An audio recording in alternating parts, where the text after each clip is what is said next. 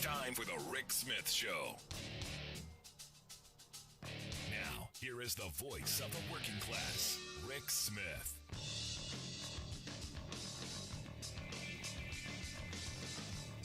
And welcome, brothers, sisters, working class heroes. This is the Rick Smith Show. Thanks so much for being here today on the big program. Lots to get to, lots to talk about. What a weekend front. I could not take my eyes off the news and what's going on in Ukraine. The fact that Russia is throwing everything they have at the Ukrainian people, and they're fighting back. They're standing up. They're holding. Now, look, this is one of those moments where you go, you know, the big bad evil bear. Now you got the Fox News guys saying, well, Russia is just being gentle. No. They are bombing the ever-loving you-know-what out of this country, and the people are the resolve is still there. And this is what happens when you invade a country. This is what happens when you are the aggressor, when you are viewed as the invader. And what I find interesting is I'm watching the propaganda war. And for all of the Russians' propaganda prowess, for as amazing as they were in 2015 and 16 in rigging our election here and getting Donald Trump into the White House, as amazing as they were at manipulating social media here, they are getting trounced in the social media war as Ukraine and the Ukrainian people are telling the story. And it's getting out. Now, look, Putin's done what he can do in Russia. We're seeing total grip control over the media and you know state-sponsored propaganda. That's all that's getting out. That's it. And anybody who dare deviate, 15 years in prison. And look, the right-wing people in this country, the white nationalists, our GQP, our Grand Cute Kook Party, they're eating it up. This is the world that they want. And remember, we got those folks here. All of those Putin supporters right here, because they're going to go after, the gays and put them back in the closet, and they're going to put those people back across the border.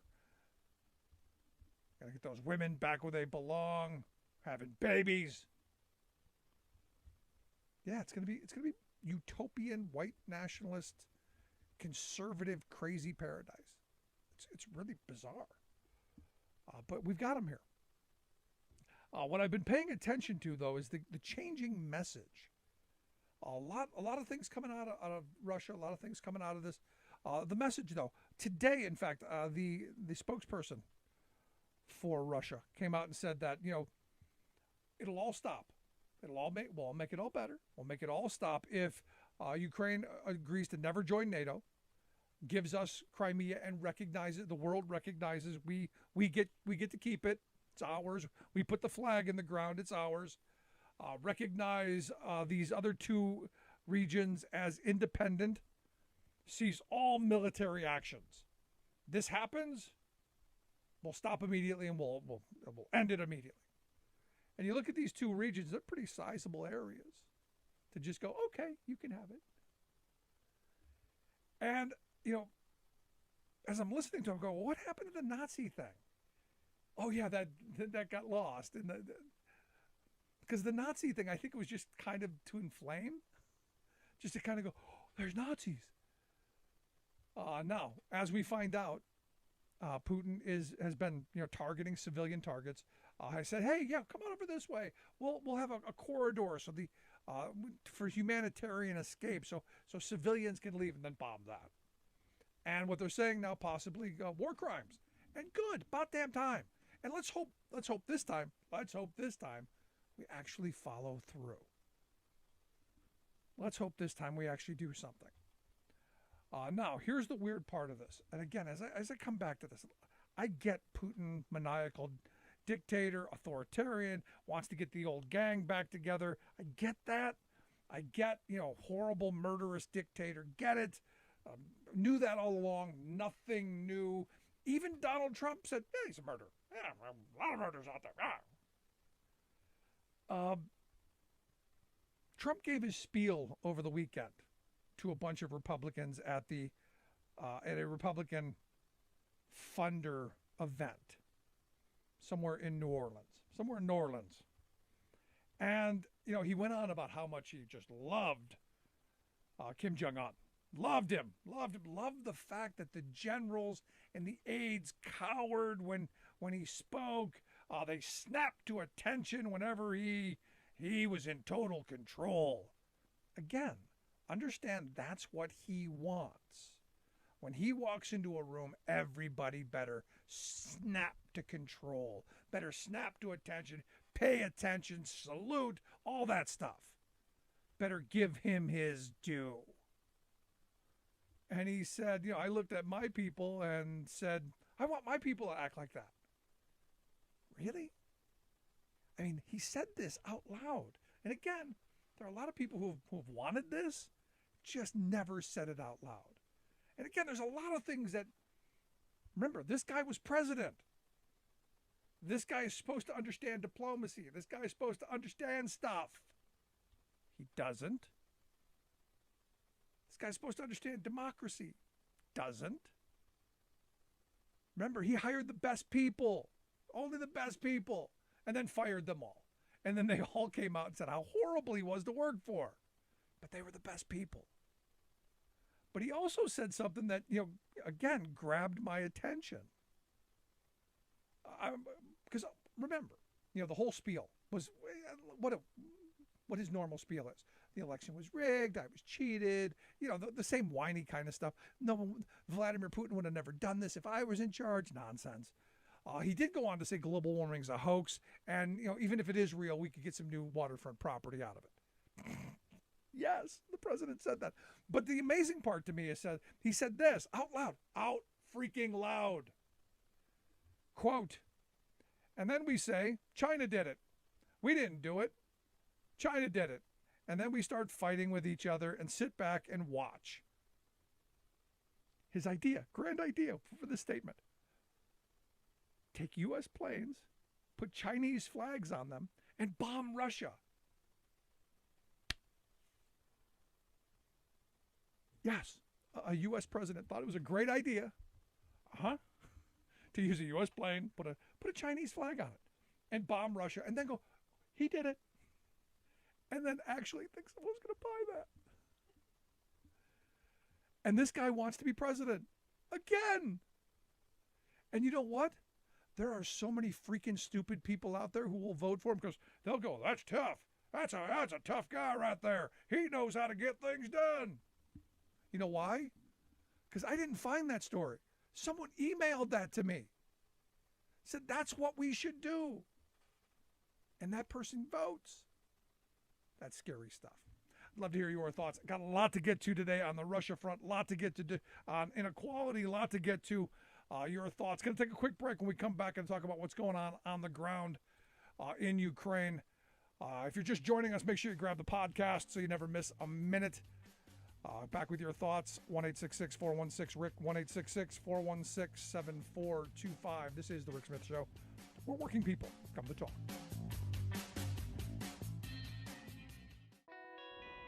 It doesn't matter what kind of weather. It doesn't matter what time of day or night. When Mother Nature's done her worst, the only thing that matters to us is keeping the lights on for you. The hardworking women and men of the International Brotherhood of Electrical Workers, dedicated to keeping the power on in communities all across the country. Because when bad weather strikes, we know what matters most. IBEW, the power professionals.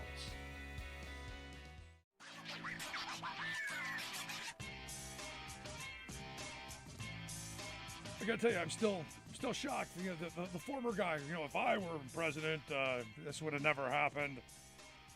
No, because you'd have probably still been giving stuff away. You'd have probably pulled us out of NATO. And you're right, we wouldn't be involved in this because Putin would have just rolled right in. We'd have given it. We'd have just gone, go ahead. Yeah, go ahead. We probably, and this is the scary part of this, probably would have been giving aid to Russia in this moment if Trump were in the White House. That's how screwy this situation is. when you've got white nationalists praising and giving standing ovations when someone says, let's give a round of applause for Putin in this country, blows my mind. But, I guess I shouldn't be surprised that there are so many voices out there in support of Putin and hoping our president fails. It is what it is. And here to share some thoughts on maybe what's going on the ground in Ukraine, and maybe a little background on what's going on. I have asked Dr. Paula Holovaik to come talk with us. She is a professor in the Department of Philosophy and Government at Kutztown University. Dr. Holovaik, thanks for taking time for us. Hi, good evening. I understand you have relatives, you have friends, you have people in Ukraine. Do you know how they are? Do you know if they're safe? Have you had any word of what's going on right now? Yeah, actually, thanks to Facebook and Facebook Messenger, I'm able to communicate directly with people. Our family is more in the western part of Ukraine, and I have really good colleagues in the city of Ivano-Frankivsk. And because Kutztown has an exchange agreement with the Pre-Carpathian University there. And talking to some of the professors, they've sent their families. One young professor has sent his family, his wife, his daughters, and his in-laws to Poland. And they have friends there, so I know that they're okay. Another close friend of mine I've known for probably over 30 years, since we first traveled there. I asked him, are you leaving? And he said, this is my home and my country, and I'm staying to fight. I'm looking at the news reports, and it looks like, Putin's and his death machine is throwing everything they have. The reports are, 100% of their military is on the border, and they're just bombing indiscriminately. We're reports of cluster bombs, reports of just indiscriminate bombing, of humanitarian, exit ways being bombed. Are we surprised by this? When you say we, are Americans surprised? I mean, I'm not surprised, both as a political scientist and as a Ukrainian American. I'm not at all surprised. This is the way Putin has operated in Chechnya. He operated this way in Syria. His total disregard for international law and humanity in general. So I think the only thing that's shocking to the Europeans is that now this is occurring at their doorstep in Europe. Now, what do you make of the argument that, originally it was, because there are Nazis in Ukraine? Are there Nazis in Ukraine? Well, there's Nazis you mean neo-Nazis. There's neo-Nazis in the United States, too. I made the joke, does that mean Canada is coming to denazify? But no. Ukraine is a vibrant, not perfect, functioning democracy. So like any democracy, there's free speech, there's freedom of religion, there's free press, there are differing ideas, but certainly the leadership of Ukraine is not neo-Nazis. As everyone knows by now, the president of Ukraine is descended from Holocaust survivors. His grandfather survived the Holocaust. He is Jewish. So he would be the last person you would describe as a neo-Nazi.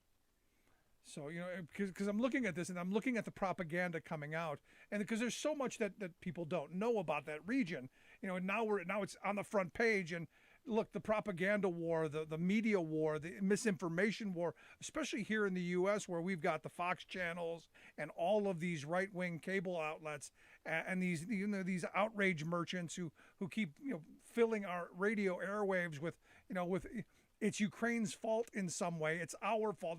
It's Biden's fault. Where I look at it is it's one guy's fault. It's Putin's fault. This is a one rich guy, one dictator who sent poor and working class Russians into Ukraine to kill poor and working class Ukrainians. I don't see it any other way than that. Is there any other way to look at it than that? Well, I've tried to keep people focused on the fact that this is Putin's war. Did the United States make missteps in its past policy? Yes. We can go back to many administrations, Democrat and Republican. And one of the biggest issues is not sufficiently providing for Ukraine to defend itself. Activists in the Ukrainian American community have been advocating in Congress since 2008, for many, many years, to please send the type of weapons that now they finally sent, for example, Javelin missiles. So it's been a bipartisan failure in terms of preparing Ukraine to defend itself. As many people said, Putin only understands strength. You have to come at him from a position of strength. And I guess he perceived Ukraine would fall more quickly and it has not fallen. Yeah, I mean, but here's the thing, and I keep coming back to why now. Because, you know, I guess the application to get into NATO was back in 2008. Was there any serious push to get Ukraine into NATO? I mean, I look at all these excuses, and they keep changing. The reasons keep changing. The narratives attempt to keep changing. You know, I'm trying to figure out the justification other than this just seemed like a good time for Putin to go in because we're divided here. It just seemed like he saw an opportunity and he took it. Right. So Putin is approaching 70 or is 70, so he's looking at his legacy. And he has never gotten over the fall of the Soviet Union. And Ukraine, as a functioning democracy on his doorstep, was just that thorn in his side. And he's tried to overthrow Ukraine politically. And he tried to do this so-called separatist warfare where he funded an insurgency against the central government. And finally, when that wasn't working, you're right, he probably perceived that the Western allies were not united. And so it might as well give it a try. So that would explain why now. Because, you know, the Trump people, and I get a bunch of these folks who keep throwing this out, that, you know, if Donald Trump were in the White House, you know, Putin would have never done this. Do you see any argument that you go, he would have never done this because Trump, they were buddies? Do you see that as plausible? I mean, that's sort of an odd what if situation. I mean, no, because I'm getting this daily. I'm getting it daily. And my argument back is, well, there's no reason for Putin to have done anything because Trump was giving him everything he wanted. There was talk of pulling the U.S. out of NATO. There was talk of, you know, basically giving him whatever he wanted. Trump was basically Putin's lapdog. So the way it appeared from the outside. So I don't know. Maybe it's true. I can't make that what, you know, what would have happened should they have, et cetera. I know that the Trump administration, on the one hand, Trump was very cozy with Putin, but I do know that the policy toward Ukraine has been fairly steady across, you know, many administrations, which is to make sure that Ukraine is a sovereign nation. Now, when you talk about defenses, we can't forget that when Ukraine gave up their nuclear weapons, the United States, Russia, and Great Britain signed a treaty agreeing to protect Ukraine in exchange for them giving up their nuclear weapons. So there's another agreement that has not been kept by anyone. And no, there was probably zero chance of Ukraine coming into NATO anytime in the next 20 years. So that was a bit of a pretext. Because, you know, again, these seem to be the arguments that keep being thrown out there because Putin does a great job of throwing misinformation and disinformation out there that both the right and the left here in the U.S. seem to be wanting to grab onto. The anti-war left wants to go on to well, if we just said no, you'll never be in NATO, then this all stops. Well, that's not it. They just said they want Crimea. They want those other two regions in Ukraine to be independent, I guess, which I guess means under their control, and a whole list of other demands that I'm sure will get much more lengthy as the days go longer. Do you see, I guess the question then becomes, even if Ukraine did agree to all of those things, do you see the list getting longer? Correct. You mean from Putin? Yes. Yeah, there was no way that, right, that was just a bit of a ruse. Putin had every intention of trying to either replace the current government with a pro-Russian government, or now, as we see, really to simply try to dominate the entire country. Again, a functioning democracy on his doorstep threatened his rule because there would be the possibility of Russians actually doing what Ukrainians did, rising up and wanting democracy and freedom. So that is why Ukraine was a threat to Putin. It was not a military threat in any way, shape, or form. Now, Dr. Holovac, we're seeing all of these stories. we're seeing all of these stories coming out, these horrible, atrocious stories of, people just being, just brutalized and the death and destruction. I look at this moment and I can't help but be angry. I can't help but be want vengeance. Is there something that the U.S. should be doing more? Do you see NATO doing more? Where do you see what do you think the international community should be doing, or are they doing enough?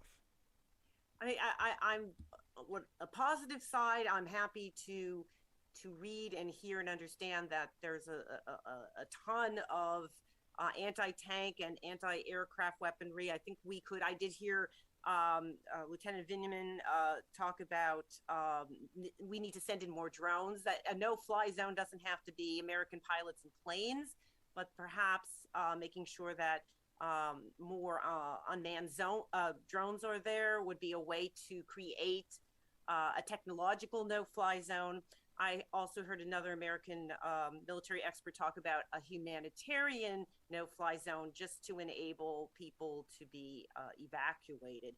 I also understand, though, the great danger of engaging two nuclear powers in the same airspace. And Putin seems not afraid to threaten to use tactical nuclear weapons. No, it's crazy. Last question I've got for you. You've talked about the Ukrainian people. What about the Russian people?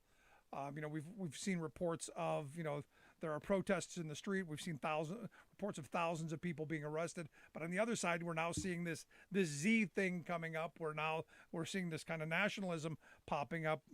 What sense are you getting in reality? I know the propaganda wars are going on. What sense are you getting on the ground? Well, from what we're understanding, when people who have relatives in Russia are calling them or reaching out to them and saying, hey, we're being bombed, they're saying, no, you're not. So they really live, I guess it's hard for us to understand, they really live in an information vacuum. And my understanding is it tends to be generational. So whereas the younger people will reach out to social media for their news, the older people are watching state-owned television. So that's the divide in Russia, is generational more than anything else. Yeah, just like here in the U.S., you got the old people watching that Fox channel going, no, Putin's a great guy. And the younger folks going, wait a second, I think you're missing a whole bunch. Can I just say, I do, so what I've seen happen in the last 10 days with the American public, as I've been giving these interviews, is I had to first explain where Ukraine was, 10 days ago. 10 seconds. I think that as a whole, the American public is horrified by the inhumanity. I have not heard anyone defend Putin on any side as they watch mothers and babies and thanks so much. Appreciate it. Quick break. Right back. Stick around. From the steel mills of Pennsylvania to the auto factories of Michigan to the modern makers movement, manufacturing makes our nation great. I'm Scott Paul, president of the Alliance for American Manufacturing. We bring business and labor together to advocate for policies that everyone can agree on. Together, we can strengthen manufacturing and create good-paying American jobs. Help us keep it made in America.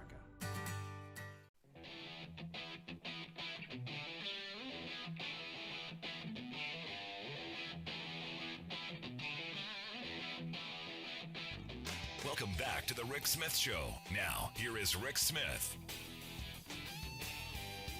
So it's being reported that Russia's got nearly 100% of its combat forces on the border with Ukraine. And, the vast majority of its resources heading in that direction. And yet still the people are, they're holding up. And as we know, Russia's going to bomb the ever-loving you-know-what out of them. And at some point, the international community, I think, is going to have to do much more. And here to share some thoughts on what's going on, what we know, and, well, how bad this could actually get. I've asked Max Bergman to come talk with us. Max is a senior fellow over at the Center for American Progress, AmericanProgress.org, their website. Max, thanks for taking time for us. Thanks so much for having me. So what are we seeing so far? What do we know that's going on? We talked earlier with Professor Holovayak, and she gave us some thoughts. I'd like to get yours. So I think what we're seeing is it's a conflict that I don't think it's going to end very quickly. And I think what happened is in the first 10 days that Russia had a completely asinine plan, asinine strategy, thought that Ukraine would just sort of fold very quickly. They thought firing some cruise missiles at some Ukrainian military bases, and then basically just sending in, some battalions to just sort of drive in, or small units, and the population would greet them as liberators, and they would just easily sort of march, down to Kyiv and occupy the country, get rid of the Zelensky regime, and it would be done in a matter of days. And I mean, so we're seeing that was sorely mistaken. So on the one hand, Russia's strategy has been so awful, and the Ukrainian will to fight has been awe-inspiring, that Ukraine has inflicted tremendous damage on Russia's military.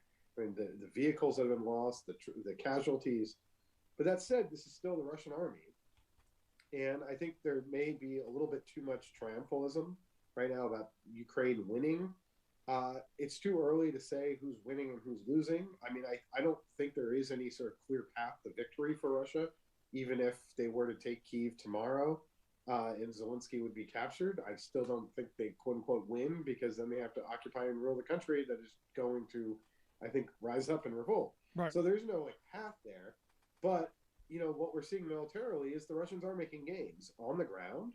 But then after they take a city or capture some terrain and then move on, then there's mass protests against the Russian occupiers. So, I think this looks like we're headed for a major siege of the capital of Kiev, and we'll see. I think Ukrainians feel like they have the momentum. I think the weapons that we're providing them are making a huge difference in just having, or wearing down the Russian forces. And I think the bigger question, and one of the larger questions, is just from a logistical standpoint, is as Russia sort of enters deeper into Ukraine. Now, Ukraine is the largest country in Europe outside of Russia, basically the size of France. So the further you get from the Russian border, the harder it is to supply fuel, food, all of those things. And we're seeing Ukrainians deliberately target a lot of the fuel convoys, support the forward deployed Russian forces. So, I mean, does this just become a total military quagmire for Russia? I think the answer is likely yes, but I think the question is, does it become so apparent that this is a military disaster, in the next week? Or is it going to take a while for that to be? Does a massive insurgency have to unfold first? Are we going to see the siege of Kyiv? I mean, there's a lot more twists and turns here, but this is right now, I think, a total debacle and disaster for Vladimir Putin and for Russia, and for the people of Ukraine first and foremost. But Putin's not winning here. No, I mean, there's no winning in this. I don't think. Because look, at the end of the day, all these poor working class people, all these people they're screwed. I mean, I'm looking at these cities being bombed. I'm looking at all these people's homes just being totally devastated. I'm looking at the lives that are broken, the lives that are lost. I'm looking at even if it ends today, you're talking probably at least another decade before you get anywhere close to back to where you were. So there's no winning in this for the people of Ukraine. They've already lost. It's just a matter of how bad this losing is going to be, I think. Yeah, and I think also for the Russian troops that were sent into a war, and what's been coming out is that the Russian forces didn't even realize what the hell was going on. They thought they were doing a training exercise in Belarus, didn't realize that they were actually about to head off into combat. We're told right before. And so that's what you're seeing, a lot of defections, Russian POWs, and they're POWs, so you can't necessarily, their videos could be done under duress. But what seems really clear is that this was just the Russian public wasn't prepared, the Russian troops aren't prepared, and so you have Russian mothers at home, not even realizing that their kids have been sent to war, then getting phone calls that their sons are dead. And this is going to have, I think, a real political impact back in Russia. Maybe not right away, but as these casualties, expand, it's going to play. It's just as Iraq war deaths and Afghan war deaths played a real toll, on Middle America and in places all around the country. It's same as happening in Russia, where people are like, why are we doing this? What is happening? Why was my son sent to this? So, this is also a disaster for Russia, with its economy now being effectively shut down. So it's just a war where everyone's losing. It makes no sense that what the decision to invade Ukraine. So if it makes no sense, I keep coming back to why this moment, because I can't find anyone to say, oh yeah, Russia, Ukraine was going to be in NATO. I can't find anyone to say no, there was a streamlined path into the EU. I can't find anything that says all of the justifications that Putin has thrown out there are anywhere near valid. It makes no sense. Why now? Well, this is why having autocratic governments, having a dictator in charge is not a good place to be, and why having a representative democracy in which the people get to vote, get to judge their leaders and vote and replace them matters. Because I think the decision making here was driven by, you have a leader that's in power for 22 years in Vladimir Putin, who sees himself as sort of a great czar, who then starts reading lots of history. It's like, well, the big black mark on Putin's tenure is that he lost Ukraine. That in 2004, in 2014, there were two revolutions against basically pro-Russian leaders. And for him, Ukraine is a critical part to the, Russian empire. Yeah. This is, imperialism. This is Russia. And part of his whole tenure is to make Russia strong again, to make Russia great again, to make Russia part of, to be seen and respected on the world stage. And he sees Ukraine as critical of that. He lost Ukraine. So, when he starts thinking about his legacy of 22 years in power as sort of this new czar, well, he wants Ukraine to be part of that. He wants to be seen as having reconstructed, the great Russian Empire. So, so this is sort of about the hangups of one man. And I mean, it's absurd, but that's, I think, where we are. So he makes the decision to take all this power that the Russian state has and use it to just a catastrophic end, which is to destroy this new democracy in Ukraine, which then just brings misery to his people, to the Ukrainian people. It's just, it's a catastrophic decision, and I think has potentially pushed him, I think will be seen as bring sort of the beginning of the end of the Putin regime. I don't know when that will take place. It could be for years, but this changes things. No, this changes a lot of things, and I want to get to some of that. You're listening to The Rick Smith Show here with Max Bergman. Max is a senior fellow at the Center for American Progress. AmericanProgress.org is their website. If you've got a thought, a question, something on your mind you want to ask Max, give us a call, 1-866-416-RICK, 1-866-416-7425. If you're just joining us, make sure you grab the podcast so you never miss a second. Now, you said things are changing. This is going to change things. Their economy, Russia's economy, looks like it's on the verge of collapse. They're talking about a controlled bankruptcy, like something on the level of Venezuela. They're talking about junk status for their debt, all this kind of stuff. There's also talk of somehow moving with China and doing some kind of payment system with the Chinese. Is this kind of a reorganization of the global economic system?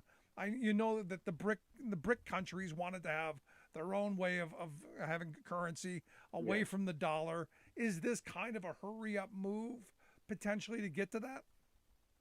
Look, I don't think so. And I think for the simple reason that Russia's not big enough economically.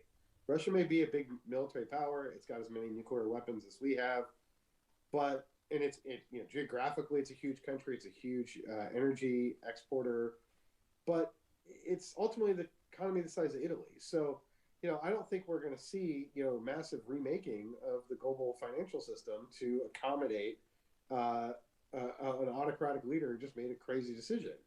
And I think it's going to be, I think we'll see how much support China can provide because, Chinese companies, especially the private one, semi-private ones, state-owned ones, like they don't want to be sanctioned by the U.S. They don't want to have exposure to that as well. And also, Russia's simply going to have a problem in getting a lot of the kind of advanced machinery, different high tech, things like semiconductors, but also just things that go into auto plants or to anything that goes into their defense industry. Something breaks and then they need to call in a part that is made in Germany or made in the U.S. Suddenly, they're not going to get that. And so what that means is that countries like India that are dependent on Russia for their defense industry, for their defense forces that depend on the Russian defense industry, I don't know if the Russian defense industry is going to be a reliable supplier. So that changes, it's going to be really world altering, I think, in terms of a lot of alliances we have on the military side. On the financial side, I just don't think Russia is going to be strong enough to get anyone to really bend over backwards to accommodate them.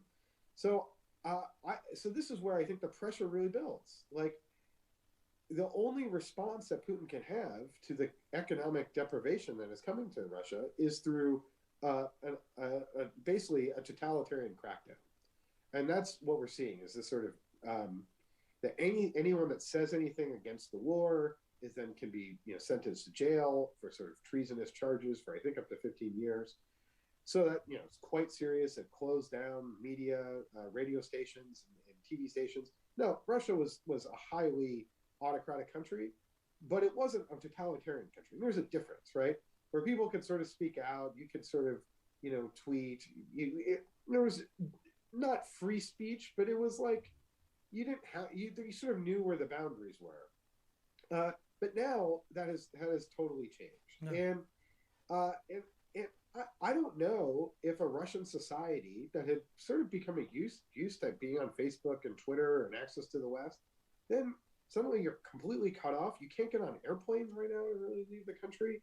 Like all these things have been taken away. And I think that's going to really erode Putin's support over time. Really, just last thought here is that his bargain with the Russian people was partly built off, he came in 2000, there was mafia, capitalist craziness of the 1990s. And he brought an end to that. He brought order to Russia, brought some stability. There was economic prosperity. There was oil prices then went up in the 2000s. And the basic bargain was like, look, you're going to live in a fairly stable economy, stable society, but you're going to have to deal with you're not really going to have democracy. There's going to be some repression. And the Russian people were generally okay with that. But now, if there's like total economic instability and massive repression, the bargain is gone. So we'll see how it plays out for him internally. Yeah, we'll see. I did want to get your thought on this retired Colonel Douglas McGregor's statement on the one of the Fox channels. McGregor, obviously one of the former guys, senior advisors to the Secretary of Defense. He went on, saying that I'm going to get there. Russia's being too gentle was his statement. That Zelensky's being a puppet, and that Russia's being too gentle. I got to tell you, I can't.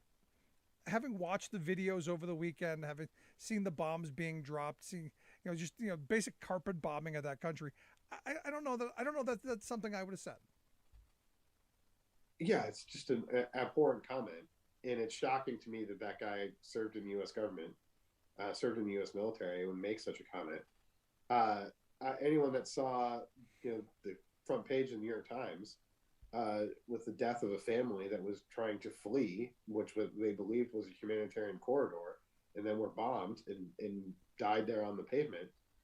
Anyone that's seen the footage of Kharkiv, a major city of Ukraine, which I've been to in 2014, and just seeing the central square, just parts of the city just completely pulverized.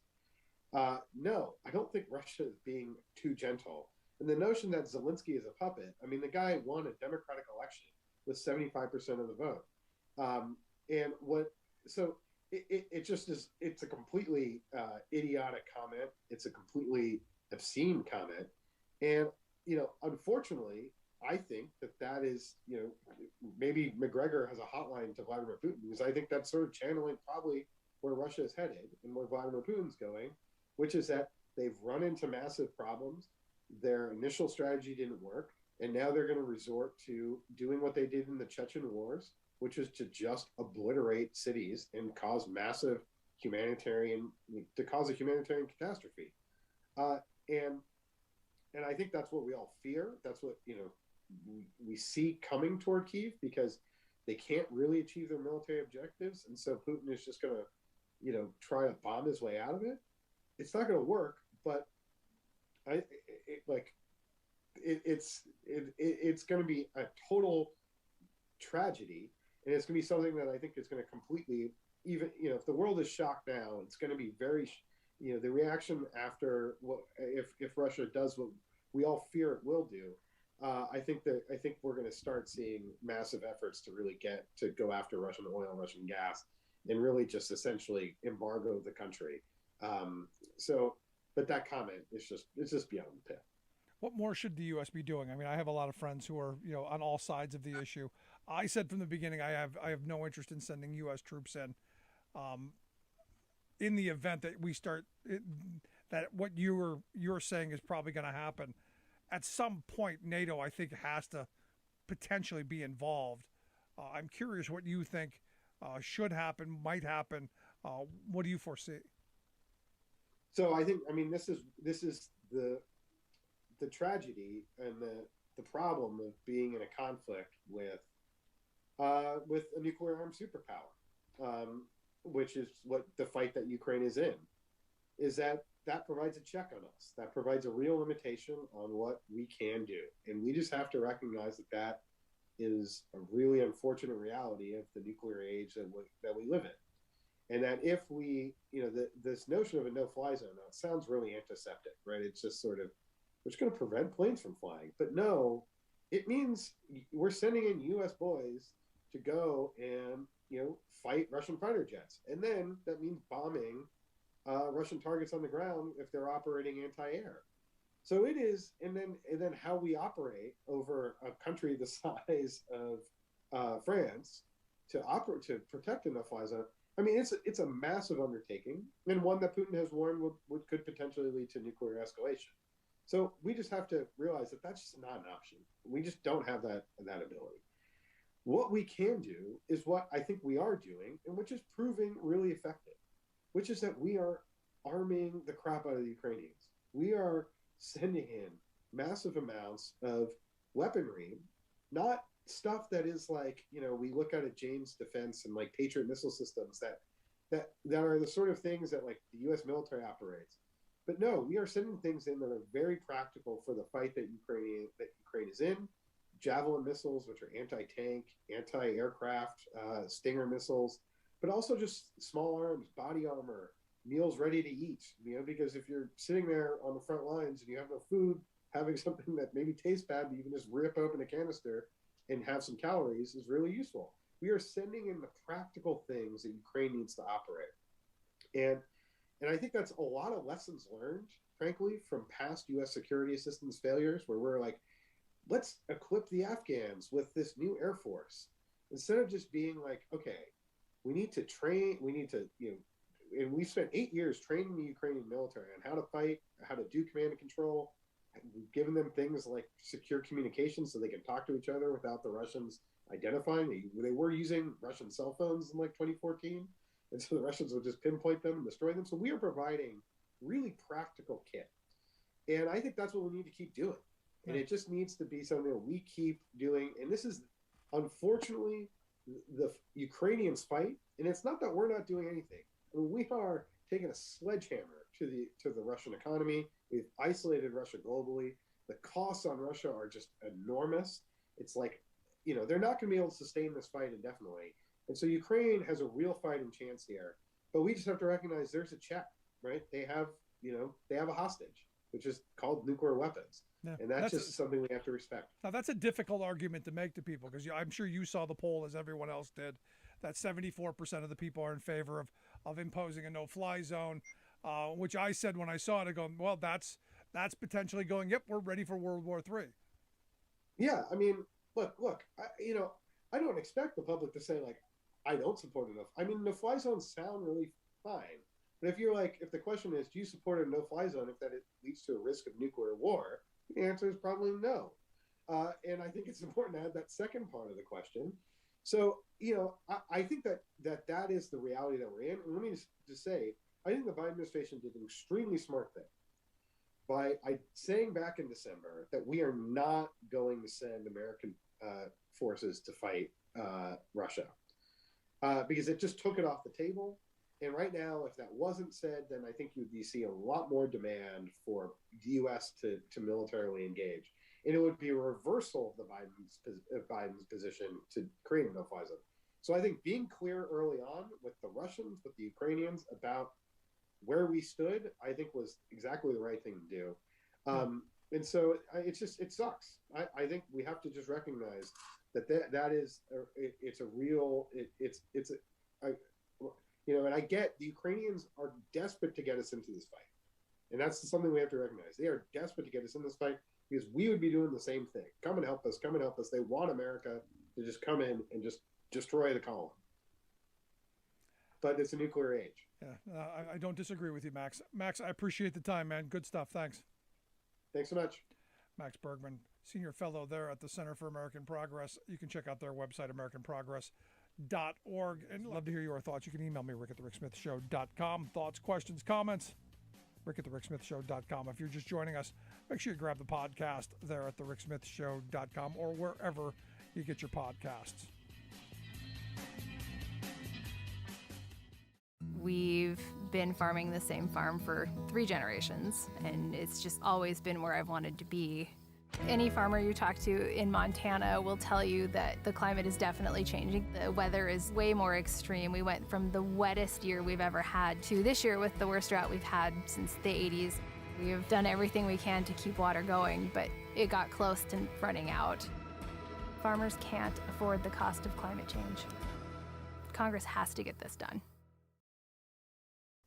I want to throw a shout out to Senator Sherrod Brown, who, good on the senator. I am thrilled with the announcement that he and my Senator Bob Casey are moving forward and introducing a piece of legislation that I think is a good one. It is the Striking Workers Health Care Protection Act. This will ensure that when workers go on strike, their health care will not be cut off immediately, that workers will still have access to their health care. And it's happened numerous times across the country. It's one of the first things that does happen. Anybody who's ever been on strike knows that when these companies, the ones who hold the health insurance, and this is where I've argued for years, unions make a strategic error in allowing companies to hold the health insurance. This is where I think, my Teamsters union has done a very smart thing, and they are the ones who control the health care. The company pays the union to administer the health care, and it's a benefit that if you go on strike, it's something that they can continue, and they do, and that is a good thing. It should be in the contract that says if there is a work stoppage, that the health care continues as it would. But this is a law that would say that can't happen. They point out that the GM strike, that GM dropped the healthcare workers' health insurance during the 2019 strike. All of the BCT GM strikes that went on, that we saw, their health care was cut off. We saw the John Deere workers, that happened. The strike that's still going on down in Alabama. At Warrior Met Coal, same thing there. Now, I tweeted this out today, and I got a bunch of responses from people going, well, this is why we need national health care. Absolutely. I agree. Take the win. I'm with you. Understand, I am with you on the national health care front. I am with you on the Medicare for all. I'm there. As someone who has union health care, I am willing to say yes, everyone should have what I have. I don't think it should get worse than what I have. everyone should have the best health care possible to where if you get sick, you're taken care of. You're not worried about going bankrupt. You're not worried about if they're, am I in network? Am I going to get hit with a co-insurance? Oh my gosh, is my surgeon in network? But is this guy not? It just covers it. And this is why we definitely need a national plan. One giant Teamster plan. I'd be okay with that. One giant union healthcare fund. Every working person has healthcare. That sounds good to me. But we're not there yet. We're not going to get there for a while. I would love to have one giant Medicare for all pot. Everybody in. Rich, poor, old, young, sick, healthy, everybody. Basic insurance. Everybody. So understand where I'm at. Right there. 100%. Let me let you in on reality. Ain't going to happen. So, in the moment realizing that it's not going to happen, we need to fix problems that are in place right now so that tomorrow we can make sure bad things don't happen to people who have health insurance today. This is one of those pieces of legislation. Hope I've explained that well. Want to make sure that when workers go on strike for better wages, hours, conditions, that their health insurance doesn't get cut off immediately. Because it's one of those strong arm tactics that employers pull to force people back to work and into bad contracts. So by this legislation would say, look, basically, you can't cut them off immediately. Has to run through its course. I think that's sane. I think it's rational. It has a bunch of co-sponsors. I'm looking forward to seeing this, making its way to being debated. I'm looking forward to seeing this potentially making its way to the House. Now, Republicans, every one of them will vote against it. They will be vehemently opposed to it because anything that will support workers' ability to fight for better wages, hours, conditions, to make their lives better, Republicans are against.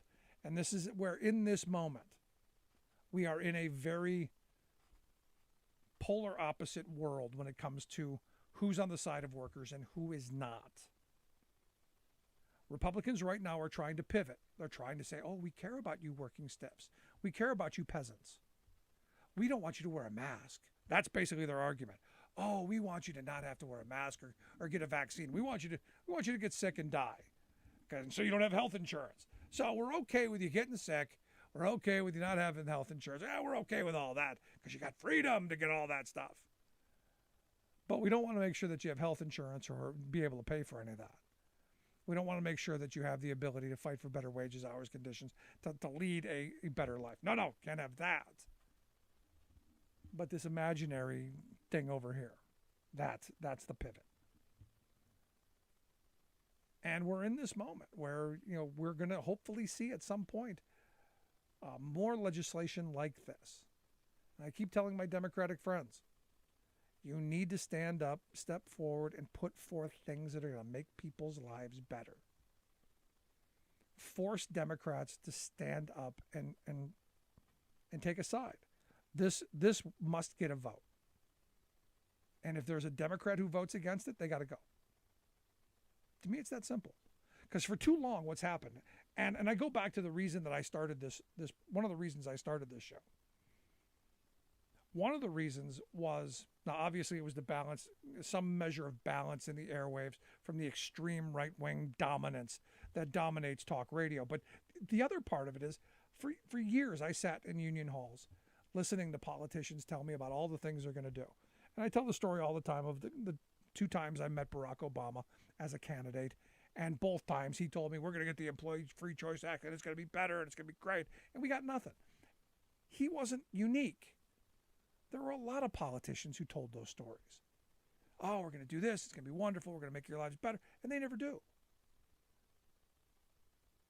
My goal in this was to get them on air and saying, look, we're going to hold your feet to the fire. Now is the time to hold Democrats' feet to the fire. Holding them accountable is not beating them up. Holding them accountable is giving them the backing to do what they want to do. Holding them accountable and letting them know that we are here gives them the cover to do what needs to be done, and expose the fact that the entire Republican establishment is against it. It seems pretty simple to me.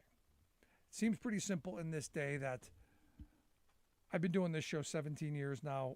I've been asking the question, name me one piece of legislation a Republican has proposed and moved forward that would make workers' lives better. And no one's come up with anything. I get a lot of, we got tax cuts. You mean those tax cuts that disappeared already? Yeah. There hasn't been one. And that's why, again, we've got to organize, we've got to stand together, we've got to stand up, and we've got to fight. That's simple.